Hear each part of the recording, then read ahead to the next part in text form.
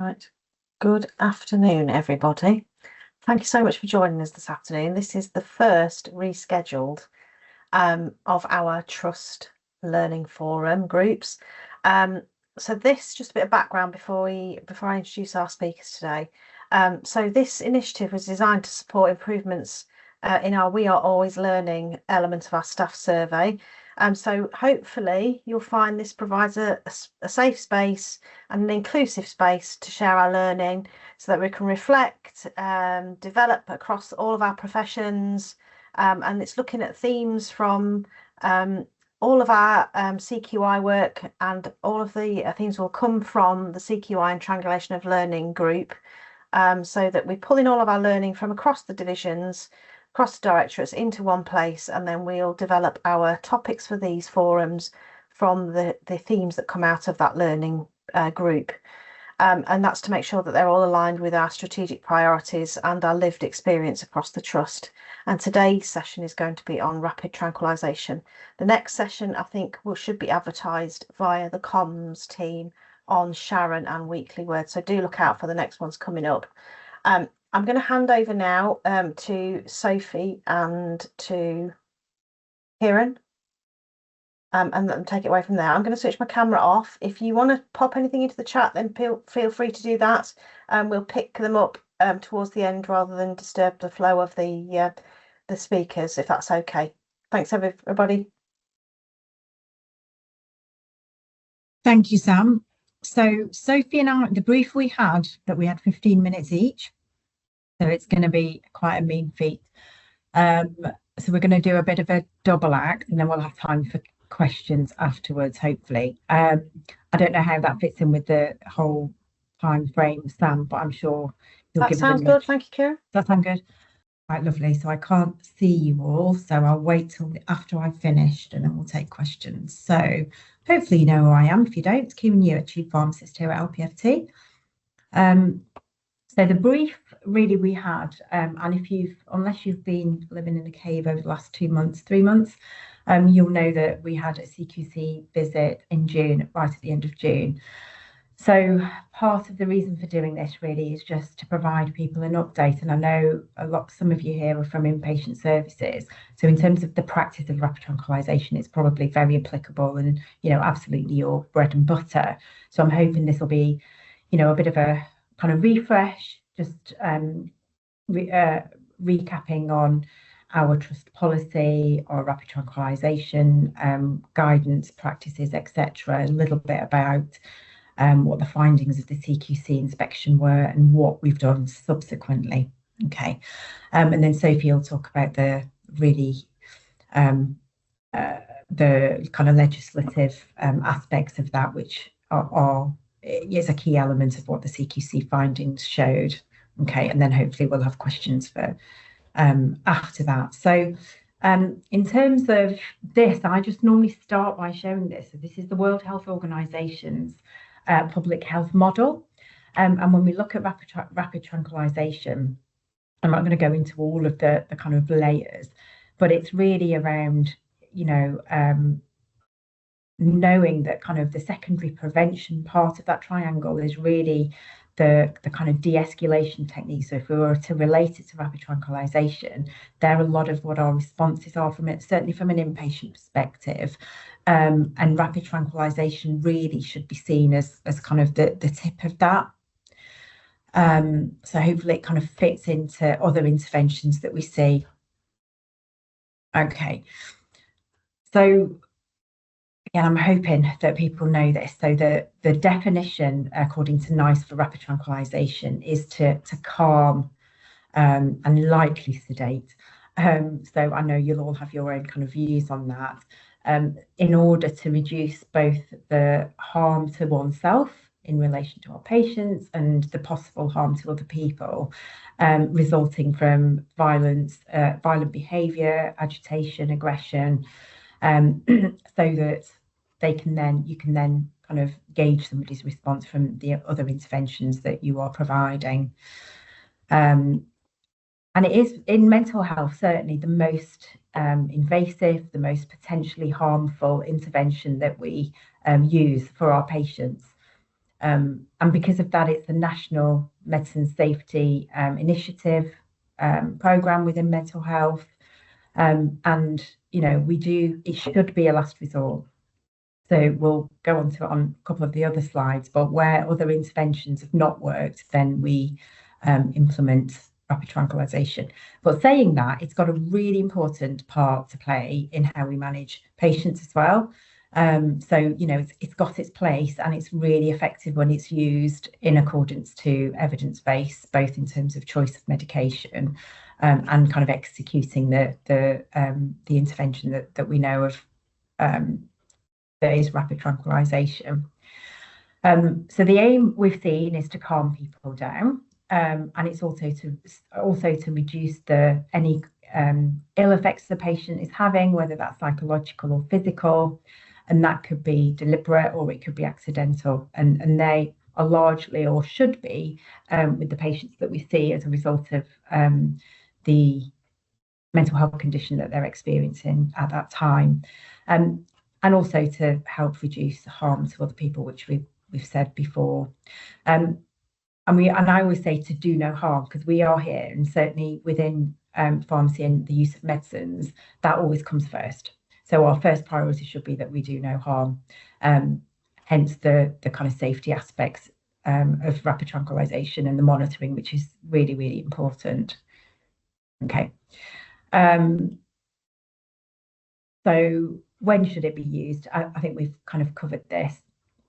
So we talk about it being last resort. And I'm not going to go into detail the other interventions that are used, because I think a lot of you will be familiar with this, but it's the de-escalations, it's the non-injectable interventions as well. So that could still be medication. So we could have tried oral medication and it's just not worked to the right level that we've intended. And when we've got evidence that those have been unsuccessful, then we should be then thinking about the possibility of using rapid tranquilization. Okay. And PRN is there because generally we would use the PRN medication, oral medication, first. Okay, when we have evidence of those behavioural aspects of the patient's presentation kind of escalating on a gradual basis. Okay. So we've looked at that in terms of the kind of triangle model already. So in terms of drug treatments, pharmacological treatments for rapid tranquilization, traditionally we've used typical antipsychotics. That's what we call first generation antipsychotics. And in this organisation, that the first choice is haloperidol. There are second generation antipsychotics as well, where there's an evidence base for use of those. And the ones that we've got on our policy here at LPFT include olanzapine, aripiprazole, risperidone. We don't have an injectable risperidone, but that would be used as an oral choice kind of earlier on if need be. And we also have IM injectable benzodiazepines. Currently, that's only lorazepam. We do have diazepam, but we don't use it here because it's generally better, more effective IV, and we just don't administer IV medication. And promethazine as well. What I've done, I've really kind of condensed these slides today. So if those of you want more detail into this, I am doing a postgrad session on, I think it's the 30th of October, at the medical postgrad session, and we'll go into some of this in more detail. So if you want more of that, then please come along to that session, and we'll look at the kind of pharmacology of each of these choices and why we use them. What we don't use, I'm hoping in other organisations, but certainly in LPFT, I am promethazine. Those of you that are as old as I am will remember this. And it was very sedating. There was lots of instances of postural hypotension, and episodes like that. And clearly at the time, we weren't monitoring patients as well as we do now. So going back to that, do no harm, I think chlorpromazine certainly was in a category where there was potential harm being caused. We don't use diazepam in any injectable form for similar reasons. It is very, very sedating, and that just means that the monitoring requirements are more kind of needed with that. Depots don't work fast enough, so we don't use depots for rapid tranquilization. And Accuphase, so some of you will be familiar with Accuphase. So Accuphase is zooxanthellae thick-salt acetate, so it's a different oil base and a different salt to the depot. And again, it doesn't work as quickly as some of the other preferences that we have for rapid tranquilization. And that's the whole point. We need something to work quickly. We need something to work for a short period of time. Okay. So again, this is a bit of a busy slide. Apologies for that, but I'll just leave that on for a second, and it'll hopefully give you a bit of an idea in terms of the routes of administration that these medicines come in, but also the onset of action. And people are always surprised with things like lorazepam and haloperidol that actually the onset is probably not that different. Similarly, for their time to take effect is quite similar as well.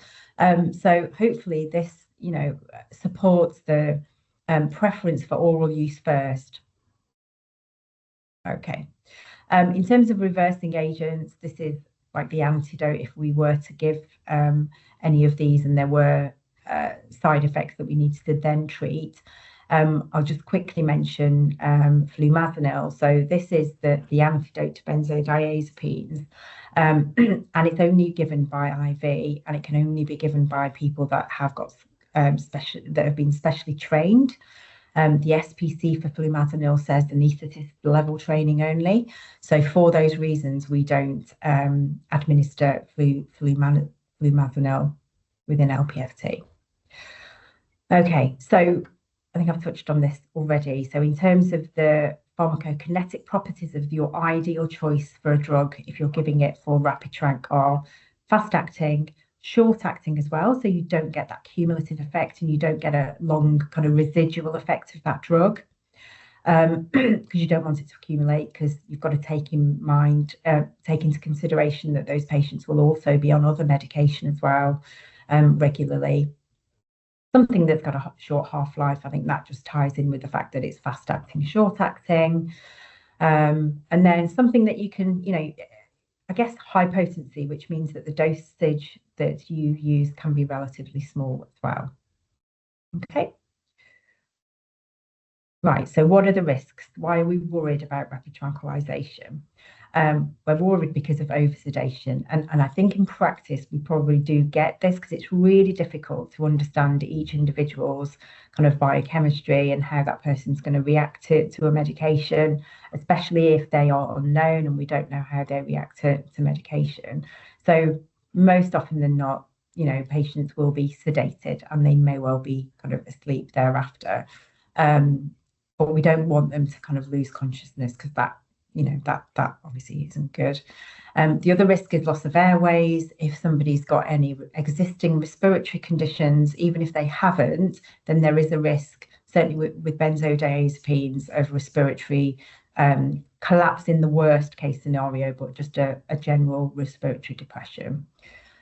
And then an interaction with other medication that they could be taking. So in an acute situation, that could be illicit drugs that are still within their body.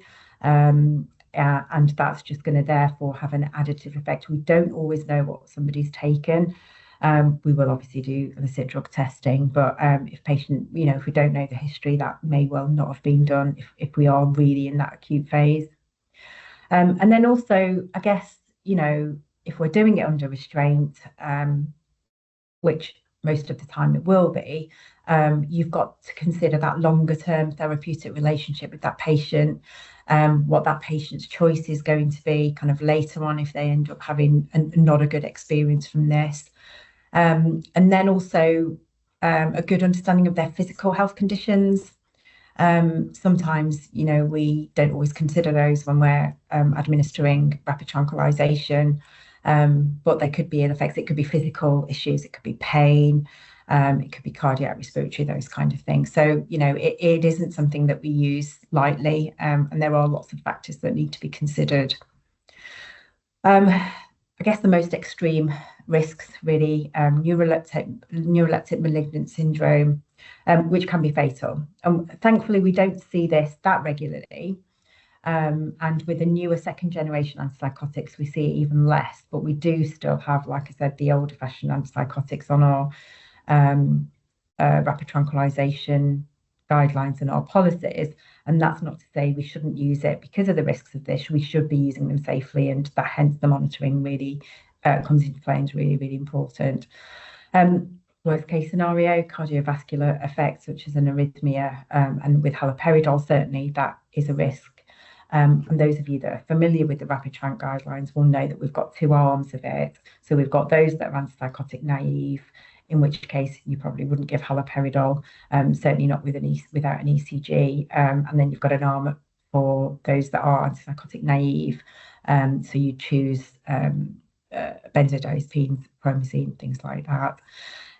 Seizures can happen with any CNS depressant drug, and that certain antipsychotics, can make somebody susceptible to that. So you need to be careful. Extrapyramidal symptoms. So I think in the acute phase, you'd be worried about ocular gyrate crisis or an acute dystonia. So wherever somebody's given an IM antipsychotic in particular haloperidol, that would always be the risk factor. So we always say, certainly if antipsychotic IMs are going to be prescribed, always prescribe IM procyclidine at the same time. Sedation, loss of consciousness. I think we know these because we've already talked about the kind of CNS depressive effect of all of these drugs. Okay. It's really difficult to do trials in rapid tranquilization. There's probably nothing that's happened over the last 30 years or so, just because of the kind of, it feels unethical to be doing trials in this area. But the trials that we do have, and I'm not going to kind of go into this in great detail here, we've only got a few. So we've got those 4 studies, and they're called the TREC studies. And some of those your end result ends up being sedation, sleep. So the ones that get where we say that we've got a good evidence base for are the ones where you've got a rapid response. So things like midazolam is more sedating than promethazine. Of course it is. So those studies will have come out kind of on top in terms of the outcomes that we're looking for. So in terms of our guidelines are based very much on NICE guidelines. They're very much based on the TREC studies. And we do advocate the most effective choice of rapid tranquilization is haloperidol promethazine used together. Now, that's obviously if the patient can have haloperidol and they haven't got any underlying physical health conditions, but it means that the outcome is going to hopefully be you don't have to keep repeating the doses. And also you get a protective factor of using an anticholinergic drug, of which promethazine is, alongside your haloperidol. So that's why that's on there. But we know in practice, I think people are quite apprehensive about using that combination. And we find quite often it's lorazepam on its own, promethazine on its own. And I think from a clinical perspective, it might just mean that patients end up having more doses over time, which we don't always want. Okay.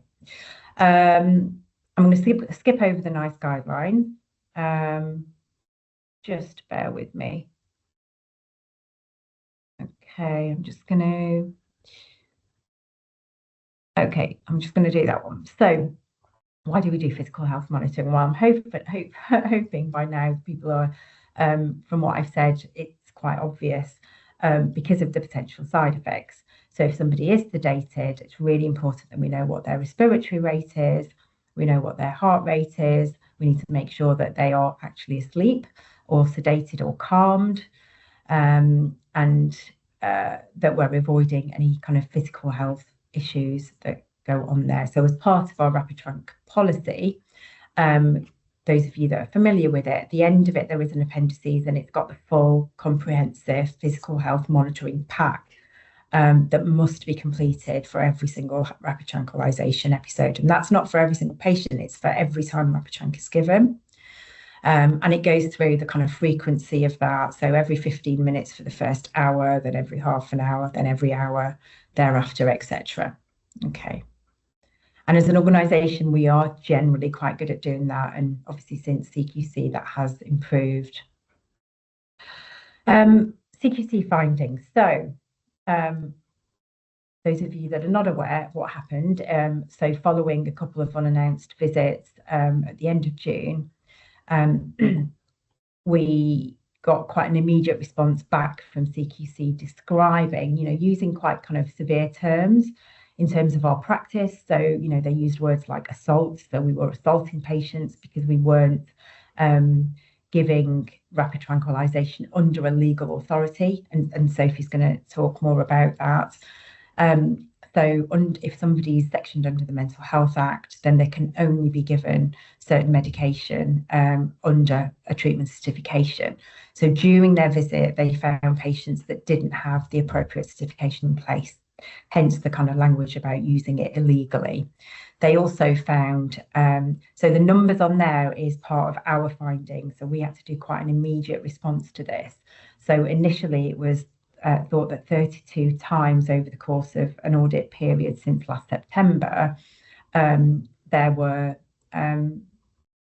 that many patients. In brackets, I've put 26 because when we did a deep dive, that they were the numbers that we actually found that didn't have the appropriate paperwork in place.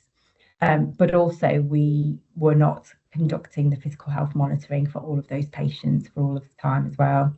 There was also some concerns around length of restraint time as well. I'm not going to go into that today because I don't have details in front of me.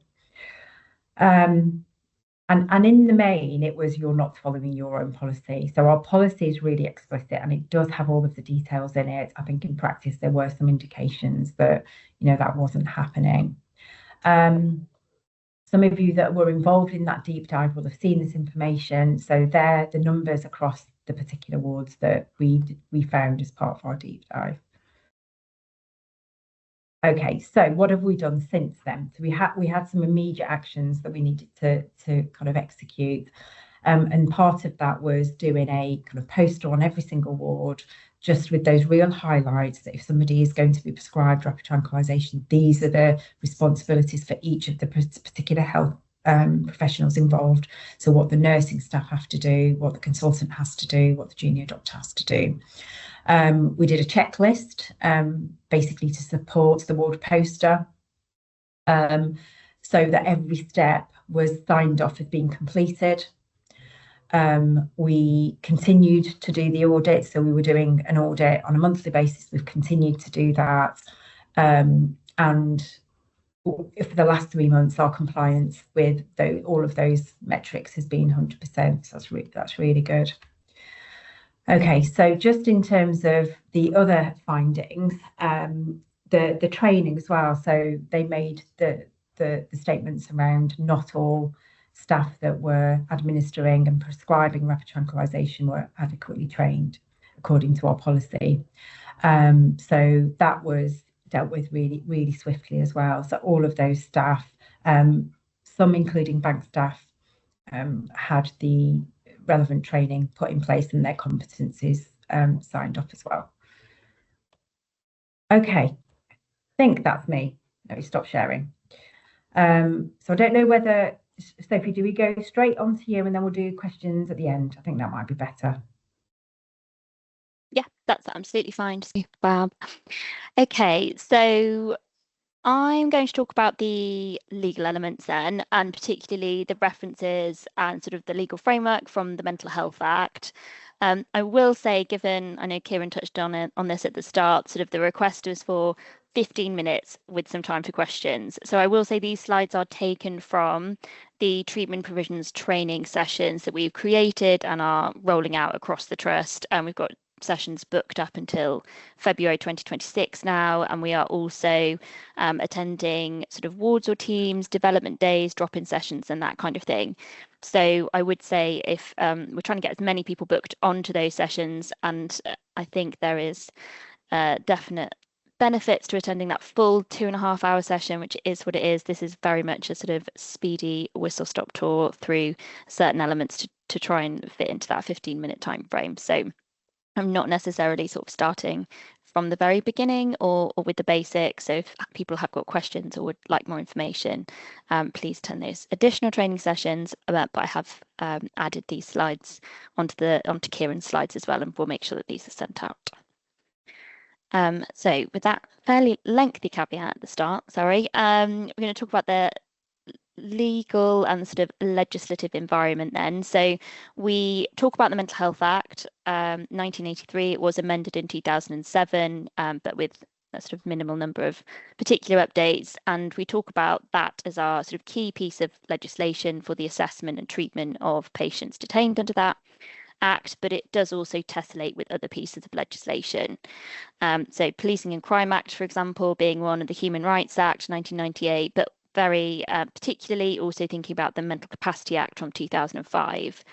Some of you will be aware that the Mental Capacity Amendment Act did receive royal assent in 2019, but has otherwise not really gone anywhere. So we are still waiting for the secondary legislation in support of that piece of primary legislation to be devised and agreed upon and then implemented, which is where we are sort of nearly at with the draft mental health bill as well, which I touch upon at the end. So let's see if this works. There we go.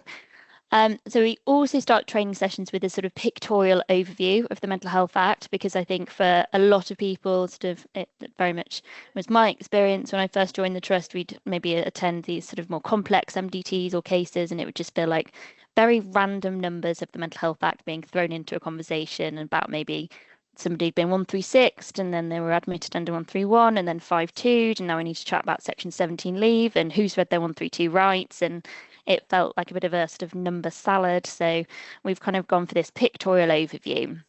So within the parts, which are predominantly in blue bubbles, I've highlighted the particularly relevant ones for today's session in red.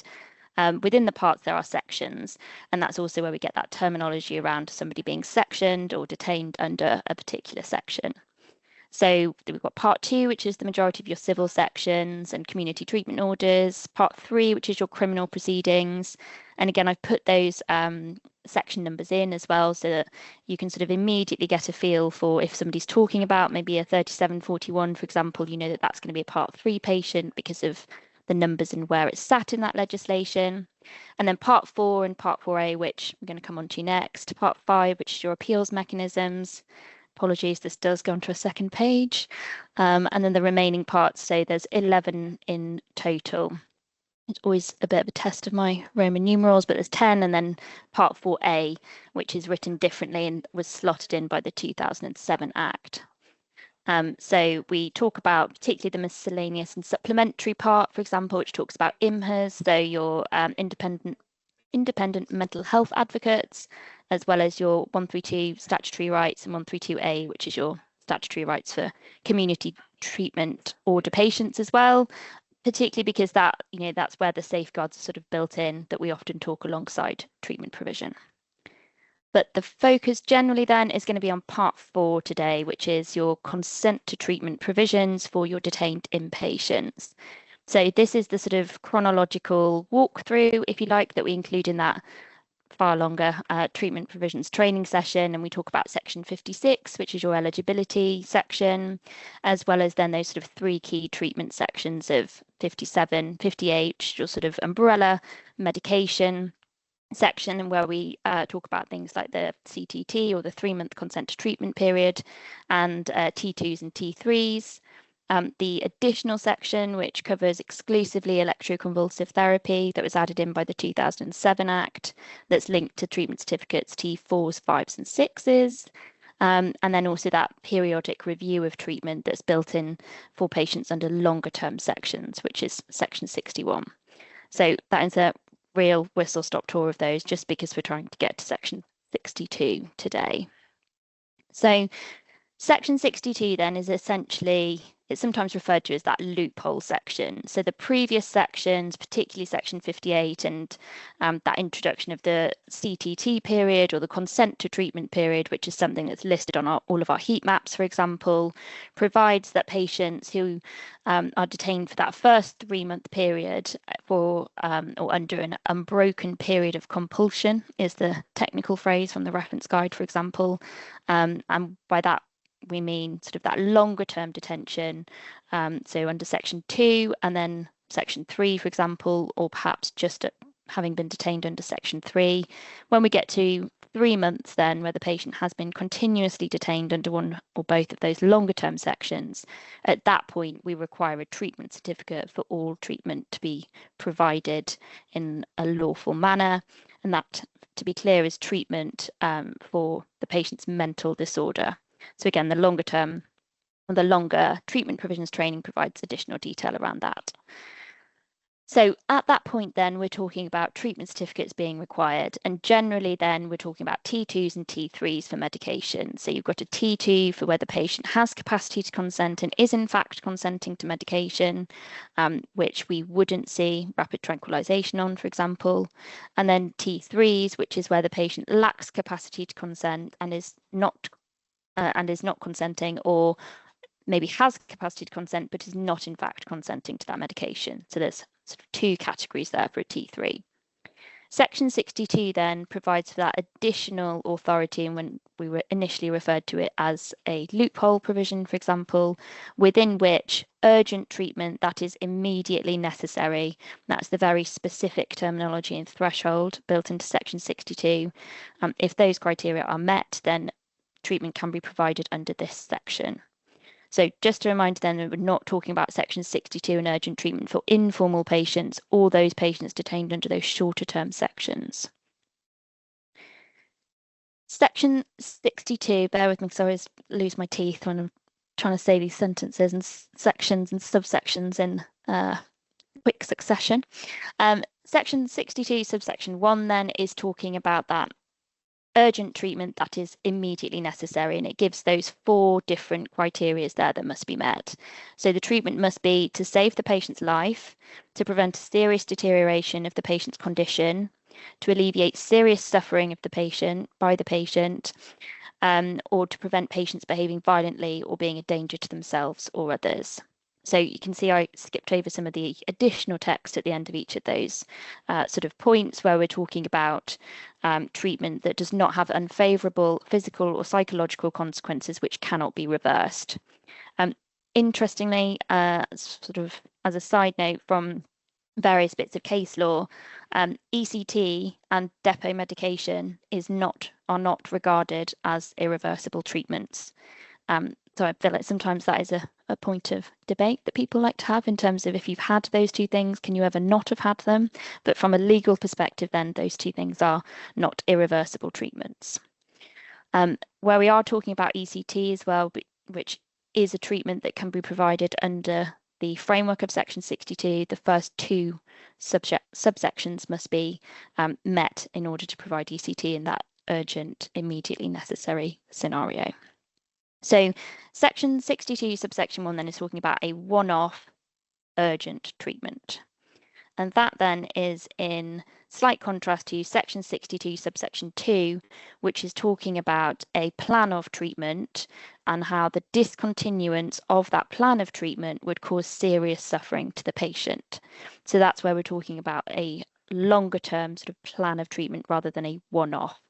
And this is sometimes considered particularly in the context of rapid tranquilization, in terms of perhaps a patient has had 2, this is my non-clinical terminology failing me here, doses maybe, or 2 instances of rapid tranquilization, and there is a consideration that perhaps they might need further rapid tranquilization, and at that point we might see that the documentation then changes from a section 62 subsection 1 form to a section 62 subsection 2 form.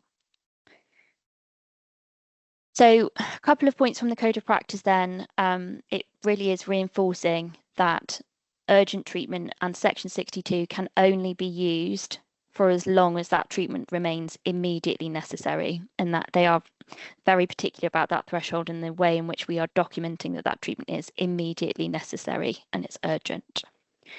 Paragraph 25.42 is slightly ambiguous and vague, in terms of there isn't, they're saying kind of we don't have to record it, but then also we should use a form, and that's when our section 62 forms come into play. So previously then we, and at the time of the CQC visits, for example, we had one section 62 form with part A and part B to complete, but we found that not all staff were particularly confident in using that form and were often filling in part A and B, for example, rather than focusing on a particular subsection. So we have now, to ensure that we are remaining compliant with paragraph 25.42, devised, amended and sort of developed section 62 forms. So we've got two separate forms now, which are really clearly demarcating whether or not we're using section 62 subsection 1 or subsection 2. We've also then discussing that section 62, as it is that loophole section, we do see that it overrides other safeguards built into the legislation for patients, and that's particularly something that might need to be considered. And that's why it's really important that we get as many people as possible understanding sort of that broader treatment framework, as well as then what is possible and what is lawful under section 62. So particularly thinking about advanced decisions to refuse medical treatment. If the treatment is authorised by section 62 and that criteria is met, then they can be overridden. I appreciate you might need to zoom into those. They are very teeny tiny typing, sorry, but that is the new section 62 forms then. So you can see in red at the top, we've got the separate forms for section 62 subsection 1 and also section 62 subsection 2. Thank you, Vicky. I'm pleased you like the forms. That's great. And then a little point on SOAD requests as well then. So section 62 subsection 2, when we are talking about that plan of treatment and a plan of treatment that goes beyond that one-off use, does require a SOAD request. So to think about how we get an alternative Part 4 treatment certificate in place. Thinking that it is likely to be that T3 where the patient is not consenting or lacks capacity to consent to that treatment in question. So we have included the link to the SOAD request form by the CQC website, and we have got some other, again in a longer training session, other sort of guidance around how to use SOADs and request them, and then how to use and receive the T3 treatment certificates. We also find that T3s are particularly helpful because we are talking about that independent clinical opinion, so that second opinion appointed doctor, which the CQC provides that service. It is sometimes a really good way to get that sort of line in the sand and that additional really high quality clinical documentation to say that maybe if we have got a particularly complex case and there are various sort of concerns or maybe queries about the treatment plan, then we've got that independent medical opinion who's come in and spoken to the two statutory consultees listed on the form and generally agreed with the MDT about the way in which that treatment is managed. So, sorry, I think I was speaking at about 450 miles an hour then to try and get it in on time, but that is a very sort of brief run through around the legal frameworks for rapid tranquilisation, treatment certificates, Part 4 of the Mental Health Act, that kind of thing. I don't know if anybody has any questions. Vicky, go for it. First, I've got a couple. First one is so just to share with teams, because there's been a national delay with SOADs, hasn't there? Getting requests through. Is there any documentation, and do we have it anywhere, a standard of how often we recontact for SOADs, so we can show, so we can evidence as practitioners that, I don't know, on a monthly basis we are checking where we're at with that SOAD. So on when we look at document views, etc., it just doesn't look like we're just boshing out section 62's left, right and centre. Is there anything that the teams need to be putting in place on their inpatient areas to evidence that? So, and sorry, this is all in the longer slide set, so I can copy and paste some bits over. But yes, so we ask for the confirmation sort of order number, if you like, when clinical teams first submit that SOAD, and we hold a spreadsheet of all the live SOAD requests. That there is access. Yeah, so we escalate that on a weekly basis to the CQC. So we are having that weekly conversation to say, look, you've not allocated patient X and they've been waiting for X number of weeks. And I'm aware that you do that. It's just, I don't think sometimes that narrative gets to the teams. That there is that weekly so I think that would be good to put in part of the training that you've been doing, or maybe in an information sheet or something of how that process works, because I think sometimes with the teams, and when CQC comes on towards questions such as, so what's happening with the SOAD, Yeah. it can cause a lot of panic, can't it? People don't know because they've not had that narrative, and I think it's really good that I mean, I know you've got process in place, but how we get that to the team so that they understand that full process, so that they've got that narrative to share. And I guess it's going back to sort of your, how do we get the documentation visible on Rio as well? Because we do then check in with the clinical teams who have got open SOAD requests every 4 weeks to say, do you still need this? Is this, still required? And maybe if we sort of document that on Rio, for example, that prompt, then that can add to the documentation, can't it? Yeah, it can, absolutely.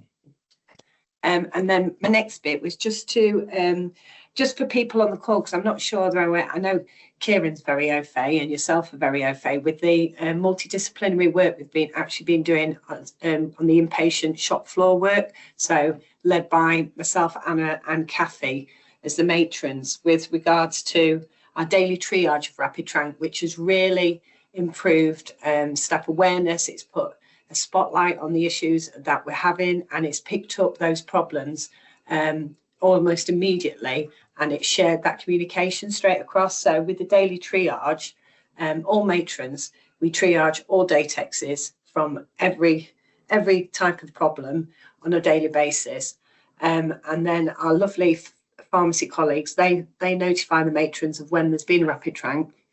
Then our Mental Health Act colleagues, they then let us know what certificates that's been given under, if it's under a legal framework.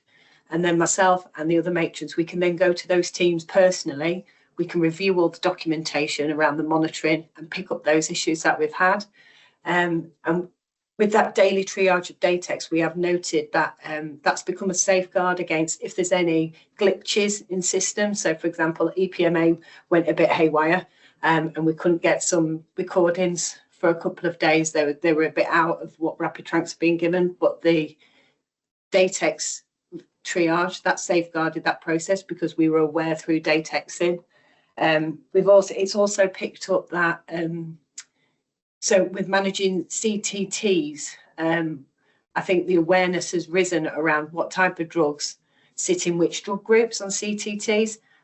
So we've now started to pick up even more incidents around, and I don't think we've had any more incidents than we have done previously. I just think it's because of all the work that's being pushed multidisciplinary across all of our areas around rapid tranq. Staff are more aware of what medication is being administered against what's been prescribed on a T2, T3. And so we've noted that we've seen some oral medications given against what's on a CTT.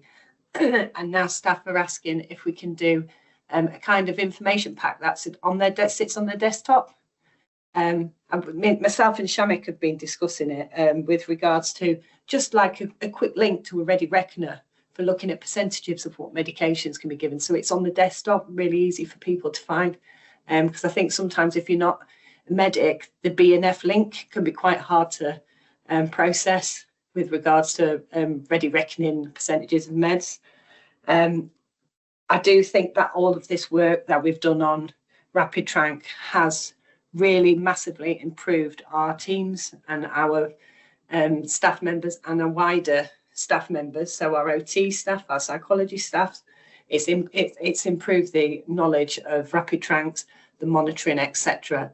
And I think with it being multidisciplinary, the way with the focus on it, so with us working with Mental Health Act, pharmacy and nursing all together, looking at the same goal, we're picking up any issues that could, in due course, could have caused issues, but they're being managed very, very quickly and swiftly, and those actions are being taken forward. And it's the daily triage of the rapid tranq has become totally embedded in the matron's role. And it's I think for myself personally, it's a very valuable piece of work that we do every day. And I would like to see it continue.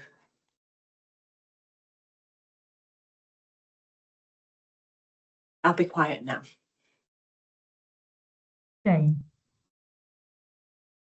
I think what it does, Vicky, is it shows the value of oversight Absolutely. In Absolutely.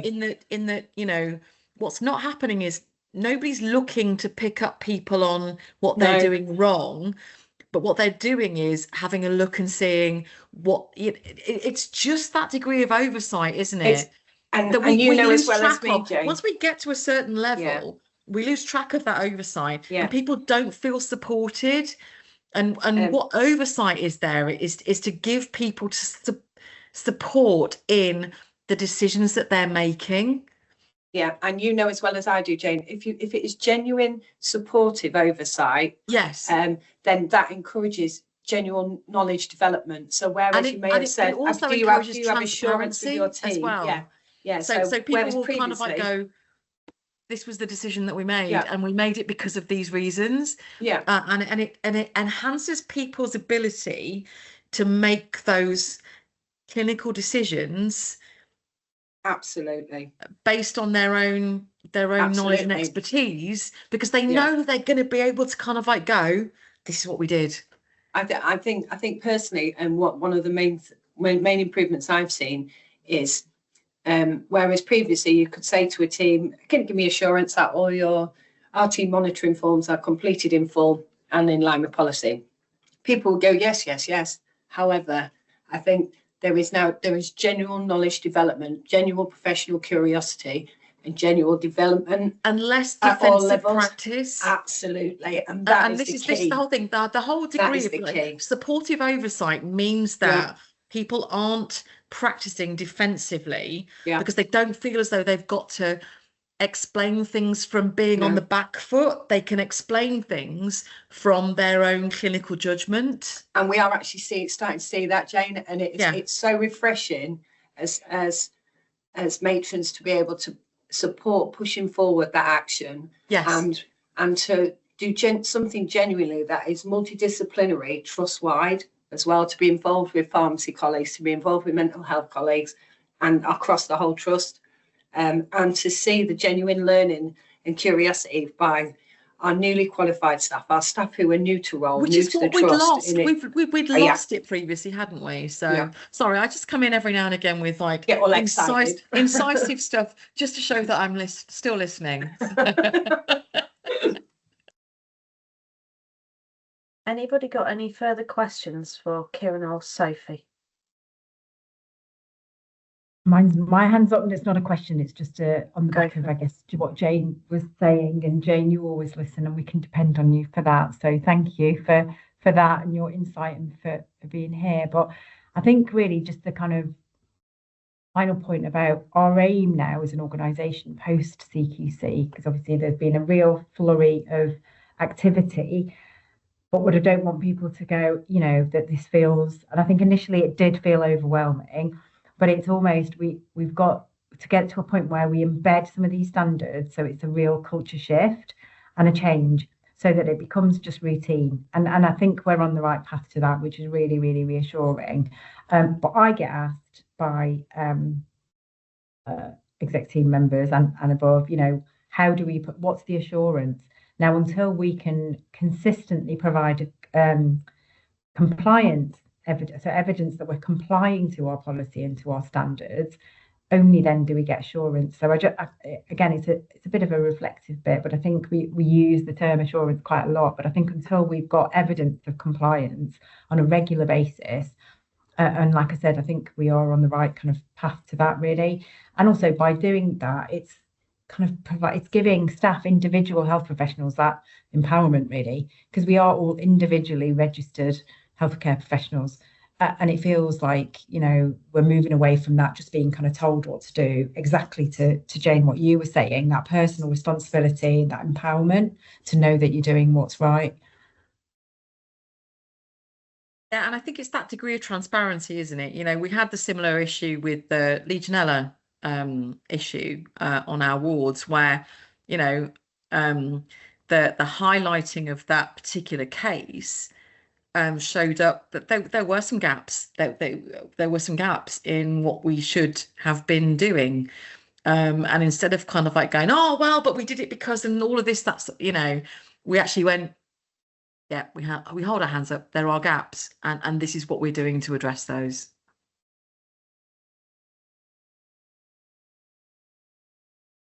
think I think as well, Kieran, as you know from the Med Safety Group, it was a matter of weeks before the CQC arrived. We'd already started talking about this work around how we could have better oversight and monitoring of our high risk medications we were administering. And for me, it's very encouraging how quickly this work has become embedded and accepted across the teams. And like you say now, and this push forward for this genuine oversight and genuine assurance. And when we look at the tracker that's completed, there will always be blips. And this is why now I feel as if we're moving into the proactive stage of it. So, for example, our teams are now coming forward and saying, could we have some quick, easy documents for the type of medications that were sitting, which drug groups from T2, T3s to help us when it's 2 o'clock in the morning and we're tired and we want to check what's prescribed against the. So for me, our staff are now thinking about what else can they do personally in their practice and their accountability. And that's really great to see.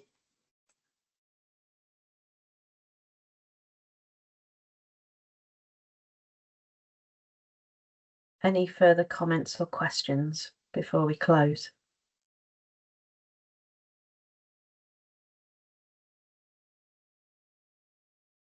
Nope. Okie dokie. Well, thank you all ever so much for coming along, and special thanks to Kieran and Sophie for presenting today.